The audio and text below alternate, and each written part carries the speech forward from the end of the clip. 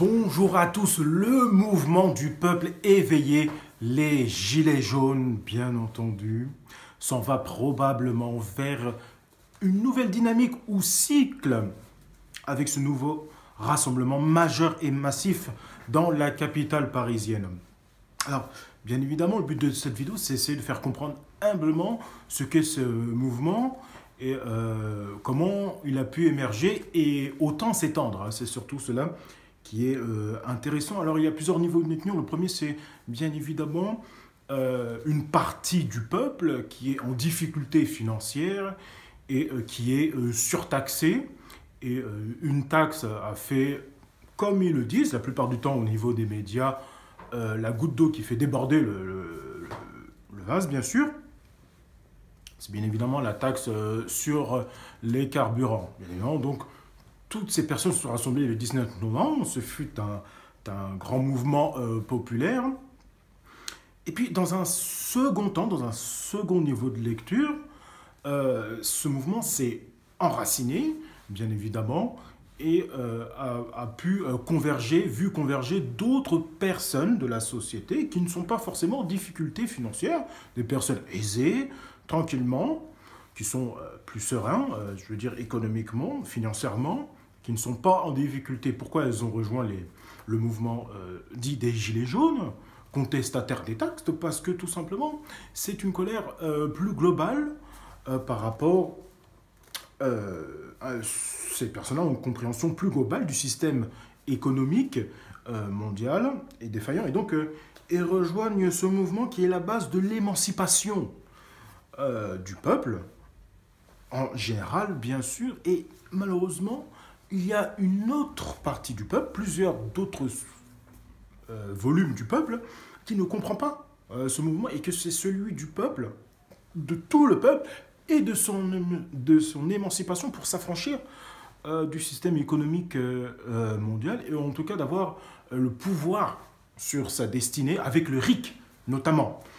Et donc il est de ce fait, tant que le peuple n'aura pas satisfaction, il reste ancré et viscéralement déterminé. Et c'est très important de le comprendre. Alors, pour ce faire, bien évidemment, les personnes sont obligées de travailler et de gagner leur pain, bien sûr, et donc elles sont obligées le week-end de monter sur Paris ou être en masse dans les villes. Et puis de semaine en semaine, on a vu que ce mouvement, malheureusement, n'était pas forcément en train de s'éteindre, mais en train de prendre une autre voie, un autre mouvement. Et bien sûr, tous les samedis, il y a eu beaucoup moins de monde, bien sûr, hein, au niveau des médias mainstream, on est d'accord, les chiffres qu'on annonce ne sont pas exacts, bien sûr. À la rigueur, on rajoute un zéro, et puis on sait quel est le nombre de personnes qui se sont mises en mouvement, bien sûr, c'est clair. Alors, il est important pour ce mouvement de continuer leurs actions, bien sûr, mais ils ont compris quelque chose. C'est qu'ils ne lâcheront rien, bien sûr, mais ils ont vu aussi le système de l'exécutif protégé par les forces de l'ordre. Ils ont vu que les forces de l'ordre, qui est une autre partie du peuple qui n'est pas éveillée, eh bien, ils constatent qu'il y a une grave crise chez ces personnes-là, parce que, bien évidemment, elles s'épuisent de samedi en samedi, bien sûr. Et puis les vacations sont extrêmement longues. Elles ne peuvent pas aller aux toilettes ou quoi que ce soit. Donc, et puis bien sûr, après, elles reçoivent le fameux Kakatov et Vomitov. C'est symbolique. Mais bien évidemment, ça détruit le moral. En plus de ça. Donc, c'est bien. C'est moralement, c'est comme ça que ça se passe. C'est non violent et puis c'est symbolique. Et en tout cas, ça fait comprendre aux forces de l'ordre que, bien évidemment, elles ne sont pas forcément du bon côté, puisqu'ils font partie du peuple, et ce sont les forces de l'ordre contre la volonté du peuple de s'émanciper. Donc ils sont en train de comprendre, beaucoup se mettent en arrêt, parce qu'ils ne veulent pas participer à cette mascarade, à ce massacre, tout simplement. Et malheureusement, d'autres se suicident.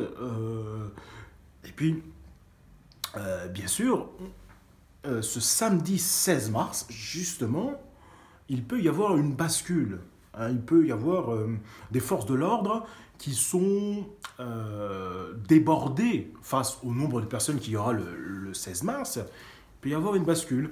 Un exécutif, notamment avec le ministre de l'Intérieur, Christophe Castaner, qui peuvent paniquer, qui peuvent prendre des décisions lourdes de conséquences, qui peuvent faire de graves erreurs pendant ce samedi 7 mars. Alors, bien évidemment, souhaitons que tout se passe bien, bien sûr, hein, c'est toujours le plus important, mais il faut faire attention à cela.